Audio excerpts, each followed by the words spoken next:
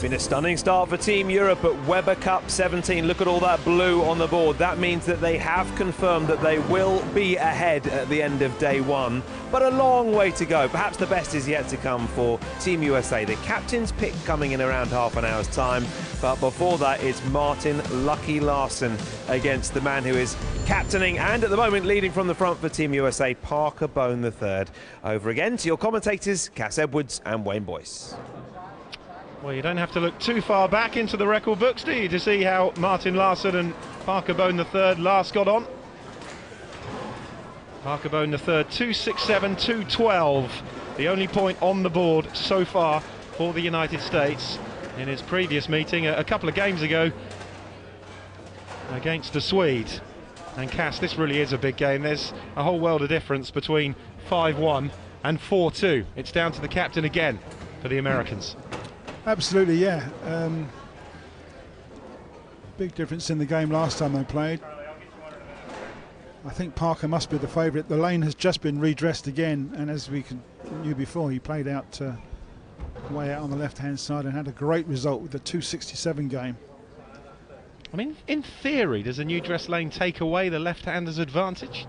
Oh no, absolutely, it's dead equal because it's just been redressed. It's equal oil left and right.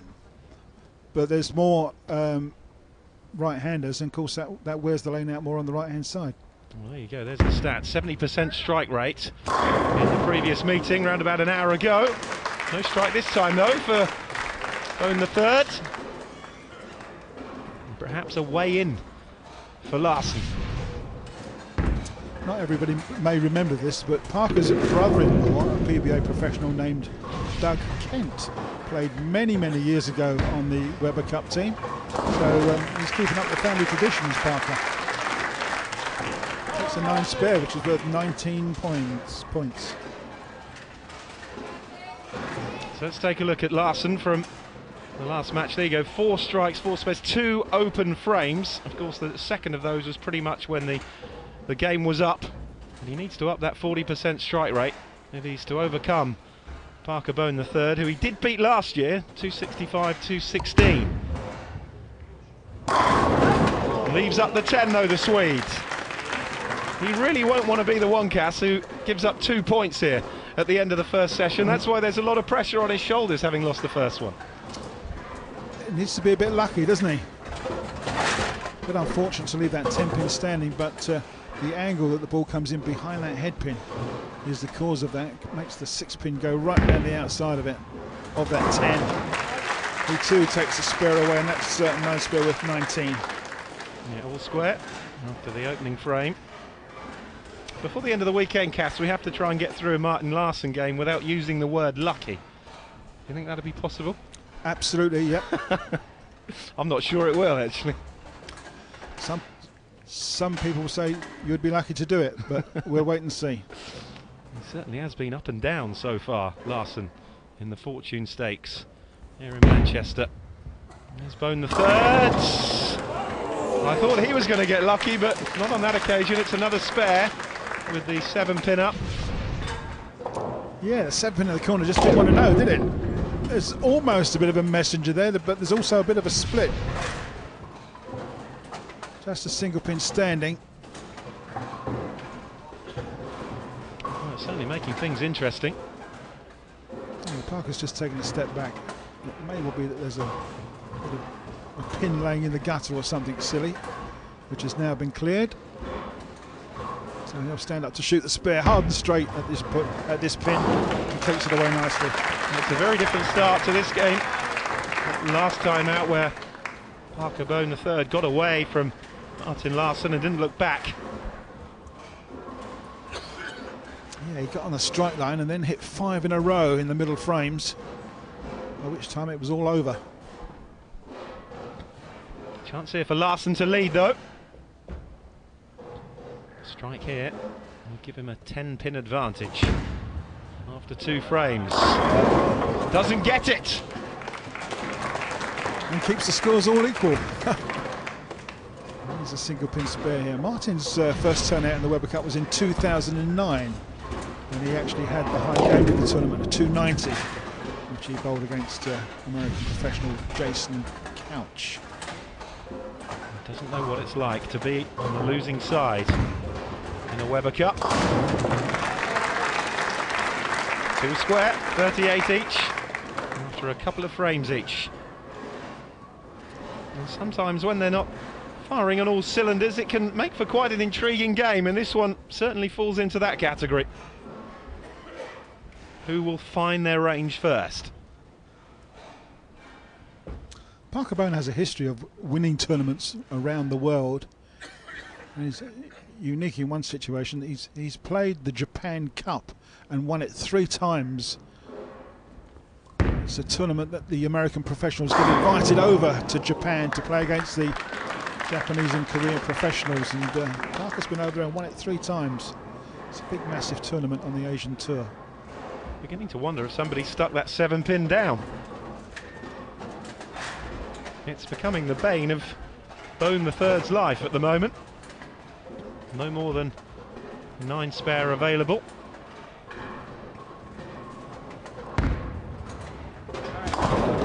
Takes it away. But with every spare, it presents an opportunity for Martin Larsen. Hasn't been able to take it so far in the previous 2, just following suit with a couple of 9 spares himself.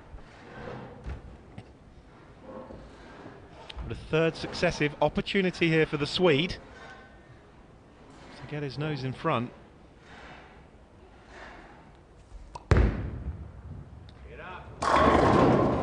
Doesn't take it. Oh, unlucky Larsen. I mean, that is just really unlucky. It was a great looking shot. Look at the rotation on this ball. It's come roaring back. And that 6-pin, it's actually hit the 10-pin. It was decided it was just going to wobble and not go over. Had a look, didn't it? More than a look, it nearly went, didn't it? Crikey. At the moment, it's Bohn III's 7 and Larsen's 10. And we remain neck and neck at 57 each. 3 successive 9 spares. I think both players can see the funny side of it, or the frustrating side of it as well.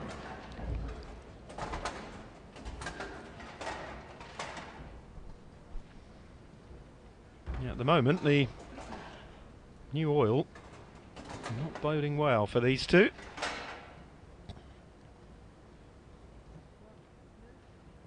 Still we await the first strike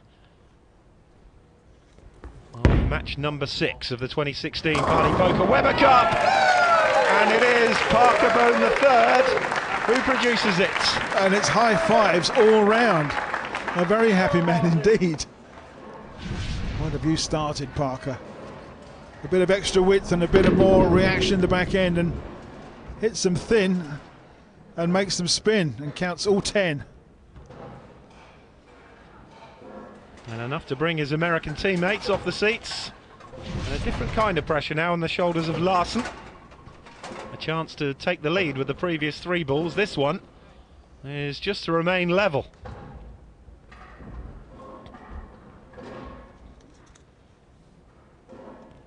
Oh, a full start there for Martin. Martin's been a long-term member of the Team Sweden squad, where he lives with girlfriend Diana and their 2 children, but travels the world and is riding high on the World Bowling Tour just at this particular time. Still waiting for his first PBA title, strangely enough, and just a 9 for a change. Oh, it is advantage. Parker Bohn III and Martin Larsen potentially here facing a 2nd straight defeat to the American captain, who at the moment is single-handedly threatening to keep the United States within touching distance. We saw him miss one of those in the previous game, but not this time. What do you think the odds are of him going 10 frames, all 9 spares? Yeah. That wouldn't be particularly lucky, would it? Solid 190 game. Parker's to take advantage here, working with a strike, and we'll be looking for another one.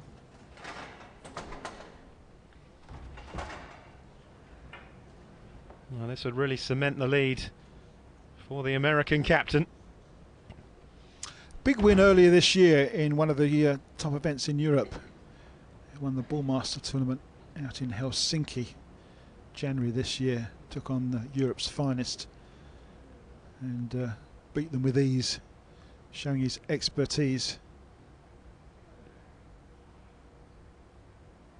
A man that has done about absolutely everything there is to do in 10-pin bowling, including a televised 300 in the PBA. Oh dear! He's missed the headpin. Now, how unusual is that? It maybe just didn't come off his hand properly. It's gone very wide. Look at that. Goes straight through the 2-pin. Leaves the 1, 3 and the 7. Mucky fingers. This is a makeable spare. He can clip that headpin on the right hand side and bounce it into the 7 and make the spare and take 17 pins. But if he doesn't, it'll just be the 9.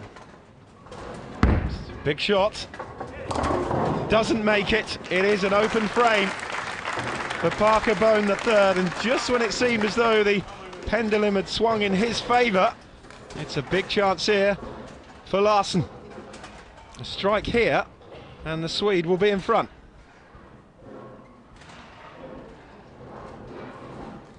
That's amazing how it can chop and change and swing, Cass, and that is a horrible frame for Bohn III.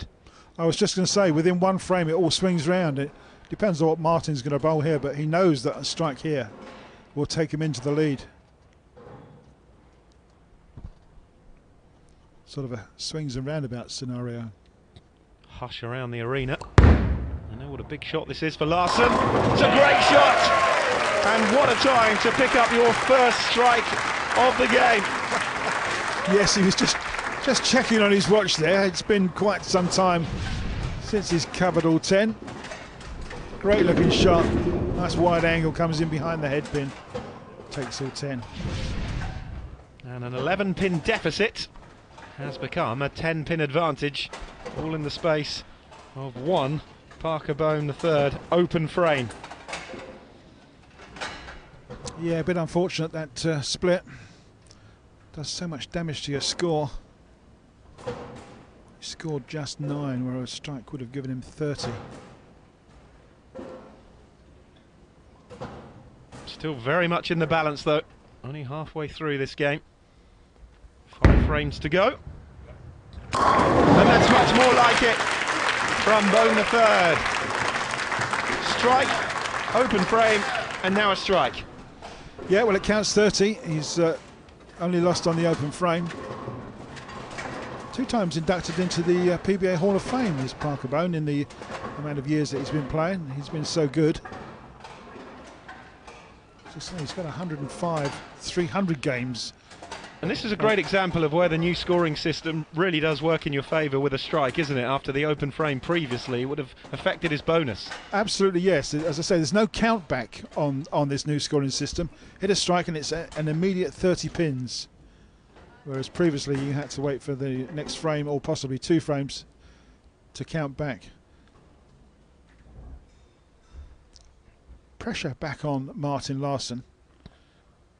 Working on a strike. He's got that 10-pin lead and he wants to keep it. And he has! And does with another strike. Great looking shot. Well done, Martin. Well, strikes are like the proverbial bus, aren't they? We have to wait quite a while for the first one in this game. We're up to 4 now.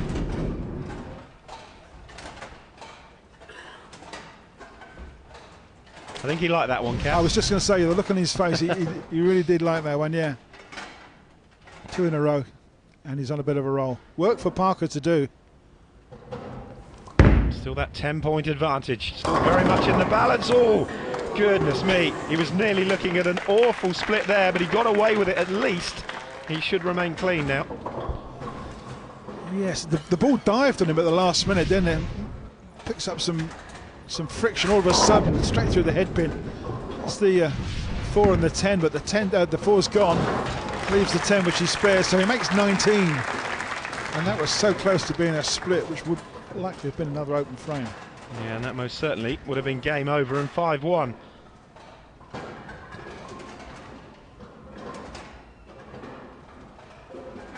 Larsen Still in control. Interesting to see what the captain's pick is. That is the next and final match of this opening session. Great shot from Larsen. That's a turkey, that's 3 in a row. 4-9 spares followed by 3 strikes. And his lead increases to 21 points over Bohn III, who's running out of frames. Certainly was a great shot from Martin. Really has put pressure back on Parker Bohn, who really needs to go off the sheet here. 235 is his highest score. Absolute maxed out. Well, that's one of them in frame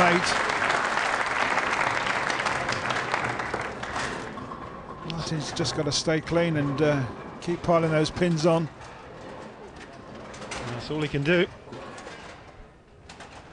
Larsen had to shoot 265 to beat Bohn III last year.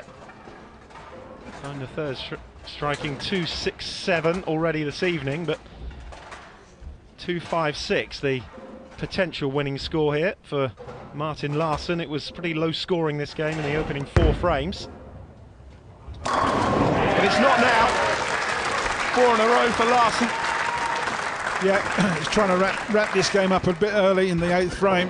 Another great strike. It's 4 in a row after 4 spares. It's a very clean game all the way through. Pressure very much back on Parker Bohn. Well, at the moment, that experience is coming to the fore for Europe. Looking at a 5-1 advantage here in the opening session. Great shot. It's exactly what Bohn III needed. Takes him through the 200 mark.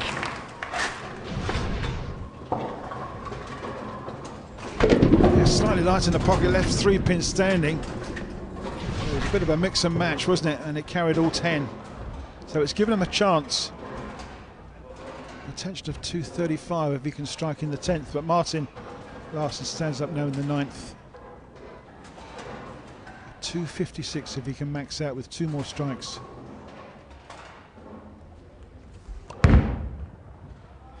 No, it's never going to strike, to be honest.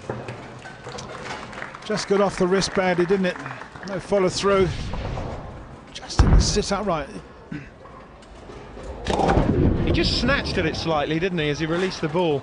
Fortunate just to leave a single pin, which is the 2 pin. And that will be a straightforward spur, I'm sure, and it will be 19 pins. Hard and straight, and takes it away nicely. He's had plenty of practice with the spares in this game. Just 10 pins advantage to Martin Larsen and the European team going into the 10th frame.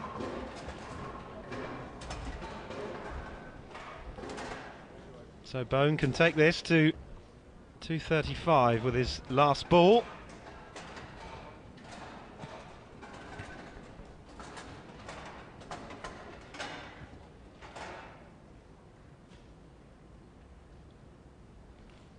Really does need to strike here. Doesn't get it. Can you believe that? An absolute solid 9 pin in the pocket. Just unbelievable. What a great looking shot this was. Everything goes round that 9 pin and it stands absolutely solid. And unfortunately that will cost him the game. Well, had he struck there, it would have left Larsen needing a strike to win, wouldn't it? 224 is his maximum if he spares. Unfortunately, that is not going to be enough. So Larsen now to surely wrap this up for Europe and give them a 5-1 lead going into the captain's pick. Something for Parker Bohn III and Don Barrett to think about. Had he lost this Larsen, he may well have been up again, but he's responded really well and avoided losing both matches to the American captain, and he finishes with another strike. 245, 224. It is 5-1 for Europe going into the captain's pick, which is coming up right after the break.